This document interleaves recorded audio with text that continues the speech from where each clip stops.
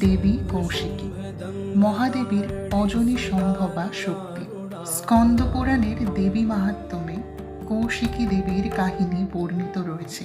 দেবী পার্বতীর দেহের কোষ থেকে আবির্ভূতা হয়েছিলেন দেবী কৌশিকী।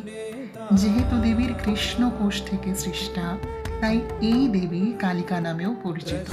অন্যদিকে কালিকা পুরাণেও এই দেবীকে শক্তি রূপে বর্ণনা করা রয়েছে। শূল, চক্র, শঙ্খ, ধনুর্বাণ, হল, মুষল ও ঘণ্টা অষ্টভুজা দেবীর আয়ুধ এবং তার বাহন পশুরাজ সিংহ। দেবী তার কৃষ্ণবর্ণা কৌশিকী রূপে দৈত্যদয় শুম্ভ ও নিশুম্ভকে হত্যা করেন। পুরাণের বর্ণনায় দেবীর দিব্য সৌন্দর্য মেঘাচ্ছন্ন চন্দ্রের মতোই স্বর্গীয় ও সুশীতল। দেবীর আলোক সামান্য সৌন্দর্যে আকৃষ্ট হয়েছিলেন এই দৈত্যদয়।